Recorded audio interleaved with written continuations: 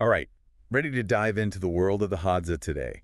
We're going deep with footage from an American family. They spent 10 days living with them in Tanzania, Wow. in the Rift Valley. Yeah, and not just Finney Valley, you know?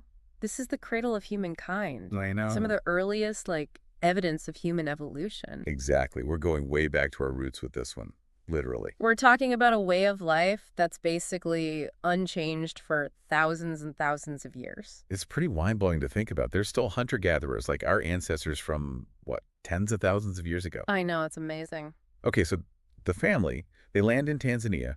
It's a 20-hour flight, Oh, man. which, I mean, that already sounds like an adventure. This is the flight. Yeah. Yeah. But they arrive at this, like, luxurious lodge, Right. which is quite a contrast to what's coming next. It is. It's a good, baseline, though, to see them go from, comfort and convenience to the Hadza's much more minimal lifestyle. Yeah. Totally. It's like stepping back in time, you know? Yeah. They're dealing with baboons just on the side of the road. Yeah. Like, that's normal there. And figuring out the local currency. Oh, yeah. To millions of shillings. Millions, that would throw me off for sure. Talk about, like, culture shock, right? Totally. But it makes you think about, what we take for granted here.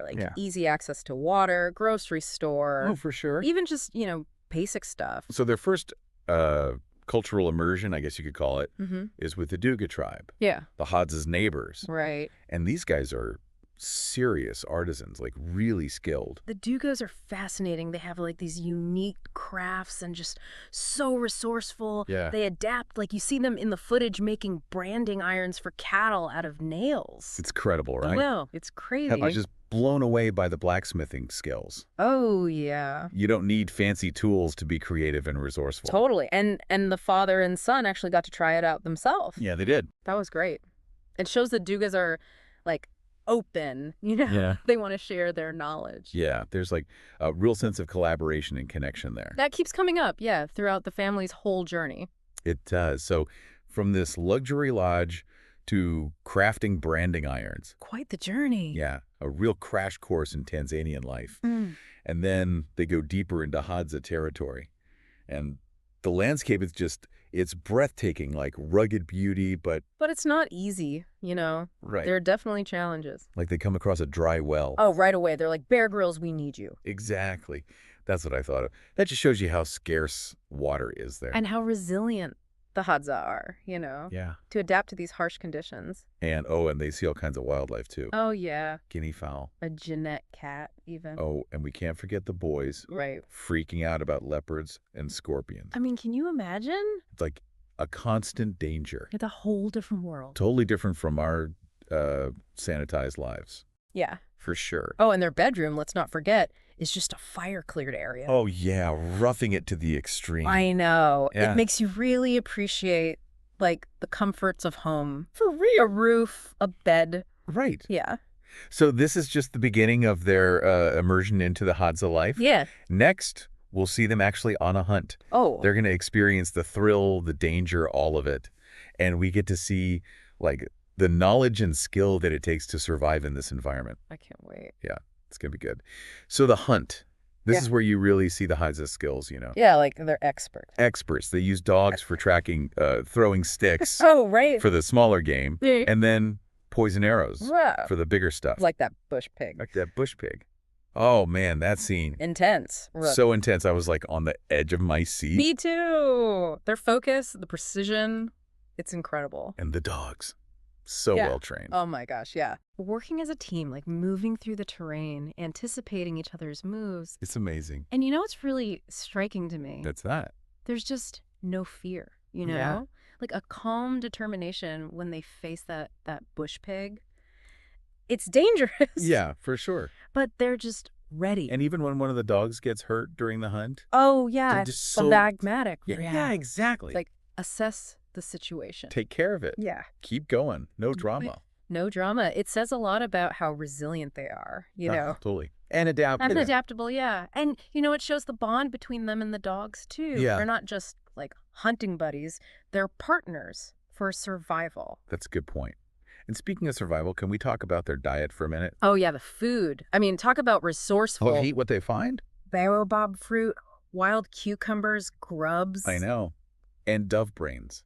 Oh, the dove brains. That was, A little hard to watch. it was a little much for me, I'll be honest. Yeah, I hear ya. Mm. But it just shows, like, they know the land. They do. It's amazing their knowledge of all the plants and animals. It's so different from, our diet. Totally different. I mean, we're so limited. I know. We go to the store, get the same stuff. Yeah. The Hadza, it's all seasonal, Makes you think, huh?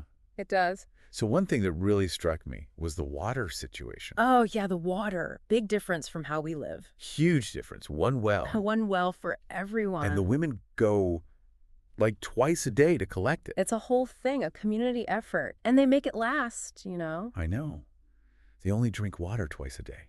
Think about that. It's wild. And then Yeah. you have the herdsman using the same well for his cattle. Right. That makes you think about like sharing resources. And sustainability. Yeah. It's a global issue, this water thing. It is. It really is. So, okay, another thing I was amazed by, What's that? their crafting skills. Oh, yeah, they're amazing. We saw the Duga blacksmithing, and now The Hadza making bows and arrows. bows and arrows. Wood, sinew, feathers. It's like art and function combined. It is. And their arrowheads, they're designed to stay in the prey, Oh, right. to be more effective, That's smart. And the father in the video, he even makes a knife. I know. Out of a piece of rebar. It's incredible. It is. And speaking of incredible, we have to talk about the honey hunting. Oh my gosh, yes, that was another mind-blowing skill. All that wild honey, that shows you how diverse their environment is. It's amazing. And the way they know the bees, the hives, the types of honey. Yeah, they don't mind a few stings, right? Not at all. I mean, the father climbing those baobab trees. Brave, man. Brave. And using smoke to calm the bees. Like a dance. It is. And then they eat the bee larva Oh, yeah. as a special treat. Would you try it? Honestly, I don't know. It makes you think, though, right? About what we eat, what we consider food. It does. Maybe we should be more open-minded, like the Hadza. Maybe so. So, shifting gears a bit, I thought the family's departure was really touching. Yeah, it was sweet. Exchanging gifts, that song they sang for them. Yeah. Real connection, despite the language barrier, everything. Definitely. They even buy a bow and arrows from one of the elders. Oh, wow. And the boys, they're already talking about going back to hunt. I bet. That experience, it really got to them. Yeah, and it wasn't over yet. They still had the safari to go. Oh, right. Lake Manyara National Park and Ngorongoro Crater. They saw elephants, lions, all kinds of animals. Amazing. All the big five. Wow. Dream safari right there. Yeah, totally. But beyond the animals, I was really interested in their interactions with the Maasai people. Oh, the Maasai. Fascinating culture. I know, right? Semi-nomadic, their clothes, the red, Yeah. the warrior tradition, and the cattle, so important to them. Yeah, their whole way of life revolves around the cattle. So the family visits a village, goes to a church service, Wow. really getting immersed in their culture. I love that. Yeah. And the locals even start calling them Mama and Baba Nathan. Oh, that's so sweet. I know. It just shows how welcoming the Tanzanian people are. It does. They really embrace visitors no matter where they come from. It's amazing. So we've gone from that luxury lodge to the Hadza, then the safari, and the Maasai. It's been quite a journey. Yeah. What a trip. Makes you wonder, what's the biggest takeaway for the listener, That's the question, isn't it? What can we learn from the Hadza? Their connection to nature, their resourcefulness, that sense of community. Yeah, it really makes you think. Especially now, we're so disconnected. From nature, from each other. It's true. The Hadza, it's tough, their life, but But there's something there, right? yeah, a different way to think about what a good life is. Totally. That connection they have with nature, it's inspiring. They just get it, Seasons, the resources, how everything's connected. Yeah, we've lost touch with that. Big time. That's all technology and convenience for us. And we end up hurting the environment. Yeah, and ourselves, probably. Probably. Think about how simple the Hadza's life is. So minimal. Compared to us always buying stuff. I know. They find joy in, the basic things. Family, community, what the land provides. Makes you wonder, what really makes us happy? It's a good question to ask ourselves. Seriously. Do we need all this stuff? All the stuff, all the things. Maybe we'd be happier with less. Maybe. The Hadza show us that happiness, it's not about possessions. It's something deeper. Belonging, purpose. Yeah, being part of something bigger. Exactly. And the way they're all equal. Yeah, no hierarchy. No one's competing for, power or status. It's just everyone contributes. Everyone shares. And they respect the elders so much. Their wisdom, their knowledge. It's a really cool way to live together. It is. Makes you think, could we do that? I don't know. It's hard. It would be, yeah. But maybe we can learn something from it. I think so. Like more cooperation, taking care of each other. Definitely. I think the biggest thing for me watching this family is like, get out of your comfort zone. Experience different cultures. You learn so much. It opens your mind, Makes you more understanding. Yeah. You see different ways of life, different solutions. And the same problems we all have. Exactly.